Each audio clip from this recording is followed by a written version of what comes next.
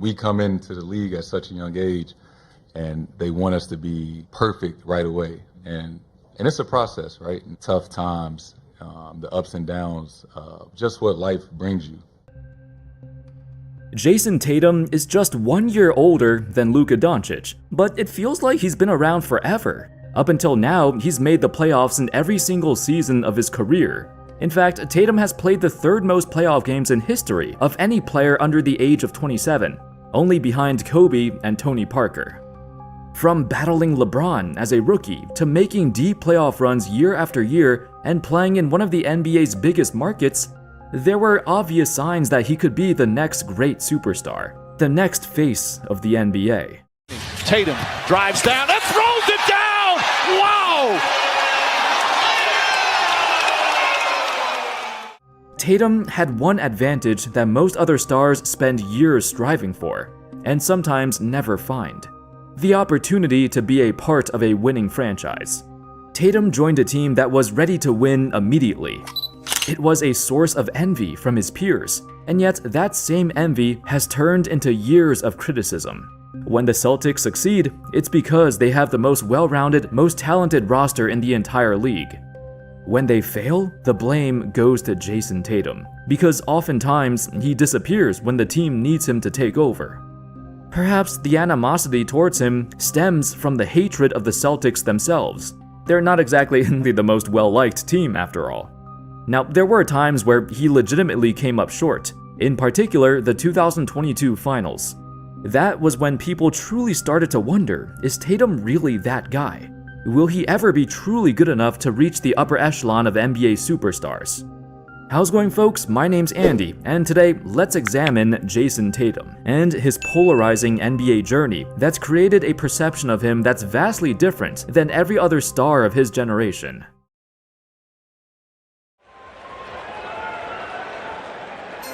With the third pick in the 2017 NBA Draft, the Boston Celtics select Jayson Tatum from Duke University. For those who don't remember, Tatum arrived to Boston in a trade that featured Markelle Fultz. The Celtics actually had the first pick of the draft that year, despite coming off a season where they just had the first seed of the East. They got this pick from the infamous Brooklyn trade, and honestly, that was the trade that built the foundation for the Celtics' dominance. They swapped the first pick with Philly in exchange for the third pick and a future pick that turned into Romeo Langford. He did not pan out, so it was essentially a Fultz for Tatum trade, and it was clear from the start the Celtics fleeced yet another team. Right from the get-go, the entire team knew they had their guy. And despite their previous success, the future of this franchise starts and ends with Jayson Tatum. This was their ultimate goal. He, along with Jaylen Brown, were the guys to bring this franchise back to relevance. Not Kyrie, not Isaiah Thomas. Tatum's first appearance in the playoffs marked a significant point of his career. Just barely turning 20 years old, he elevated his game to a level that nobody thought he was capable of, at least not yet. In a series that most folks have already forgotten, Tatum's second-round beatdown of the Sixers was the first sign he was special. As a rookie, he averaged the most points in the series among both teams, with over 23 a game on incredible shooting. At such a young age, it seemed like Tatum has already arrived and broke out on the big stage. Then, he took it even further. It's the Boston Celtics going up against the Cleveland Cavaliers. They're all even after 6 games in these Eastern Conference Finals. Without Kyrie the entire playoffs, the young Celtics pushed the Cavs to the brink of elimination. In a series that put Tatum on the map, everyone was enamored by this brash, confident young player. It wasn't just his skills on the court, which he surely impressed, but it was his mentality and attitude. There was something about this kid, the way he walked, talked, and played with a demeanor that we've only seen from the greatest players ever. The way he carried himself made us believe this kid would for sure take over the NBA, eventually. Most importantly, despite his age, there was no fear in him. He went straight at LeBron. While the Celtics eventually lost in Game 7, everything about Tatum was way better than they ever hoped for. As the years went by and Tatum approached his prime, with so many playoff games under his belt, his individual play got better and better. However, at the same time, the allure of Jayson Tatum wasn't the same as it used to be. No longer was he the smiling teenage kid with the world in the palm of his hands. He developed into a battle-hardened veteran. All the success and failures he's experienced has not been kind to his image. You combine that with several other players who leaped ahead of him and became worldwide sensations.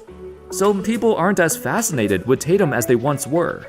Even with deep playoff runs year after year, they still could not get over the hump, and his spotlight dimmed a little bit. And that'll do it. It's over. The Golden State Warriors return to a familiar place. They're on top of the NBA world. By the age of 24, Jayson Tatum reached the NBA Finals for the first time of his career. It took several years, but this is what the Celtics wanted. Their timeline to compete and contend for the championship has finally come to fruition. They have arrived. Unfortunately, in the biggest stage of basketball, Tatum floundered. Playing through a supposed wrist injury, not only did he struggle to score, but he was historically bad from inside the arc. Tatum shot 45% on his threes, but only 31% within the arc. It was absurd for how hard it was for him to hit a shot that wasn't a three. And many times, it was his own undoing. The Warriors exposed a major flaw in Tatum's game. His decision-making and his preference for taking tough shots came back to bite him. Tatum has always idolized Kobe growing up, so it's no surprise he strives to emulate his playstyle. Heck, he even dressed like Kobe to try and tap into his powers. The Warriors, however, turned his own mindset into his biggest weakness, and his bad habits were on full display. In fact, with Tatum struggling, it was Jaylen Brown who stepped up and performed like the best player on the Celtics. That's another thing that has unironically impacted Tatum's reputation. While he's obviously the team's best player, it's always a toss-up on who the Celtics' best performer is. Sometimes it's Jaylen Brown, sometimes it's Derek White. The strength of his team has hurt his individual image when people see him getting outplayed by his own teammates. The Celtics have more of a 1A, 1B option, as opposed to a clear-cut first option. However, it does seem weird, right?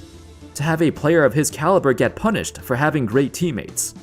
This narrative almost exclusively affects Tatum, but not any other star. Now, you might think, oh, it's because he's on the Celtics. Everyone hates the Celtics, so they discredit their players at every opportunity. There is a lot of truth to that. The Celtics are one of the league's most hated franchises. But even Boston reporters themselves have been uncharacteristically harsh on Tatum. The NBA Finals. I want to read a quote from the Boston Globe. They wrote, "The Celtics' young superstar flopped on the NBA's biggest stage." All of this criticism stems from unrealistic expectations. At one point, Tatum was a young lad who made such tremendous progress early in his career. Sadly, the only things people remember are his failures. One thing in particular that separates Tatum from other stars is his improvements are not as visible. That's because people generally look at his box score stats and think, oh wow, he's been the same player for like 4 or 5 years, because his numbers are relatively the same. Contrast this with guys like Luka or Shea or even Jalen Brunson, players who've made noticeable jumps in terms of box score numbers.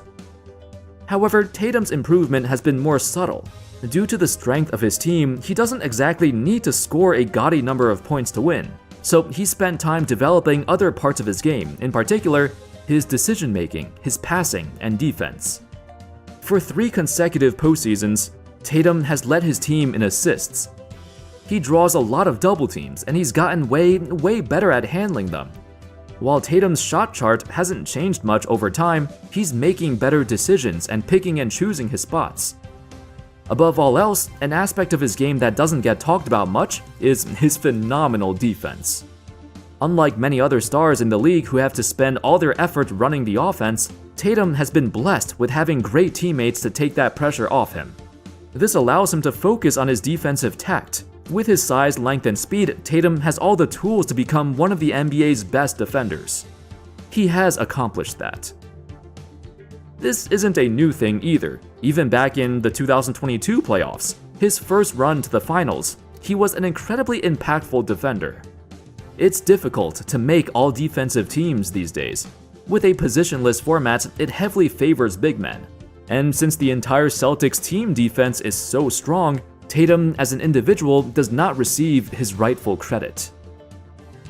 A lot is on the line for the Boston Celtics. 64 wins, the third highest net rating in NBA history, only behind Jordan's Chicago Bulls.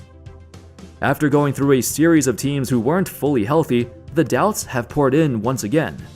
If the Celtics don't win this time, they're gonna get ripped a new one. If Tatum once again finishes with a lackluster finals performance, his reputation probably won't ever recover. Heck, even if the Celtics win the championship and Tatum doesn't win finals MVP, they're still gonna tear him up. He's had teammates who outperformed in various games. Yet they wouldn't be able to do that if Tatum didn't draw so much attention. He never gets the credit, only the blame. But one day, we'll look back at this era of Celtics basketball and think of him in much higher regard. For now, he'll have to live with it. Thank you all so much for watching. I hope y'all enjoyed the video. And of course, as always, I'll see you next time. Peace.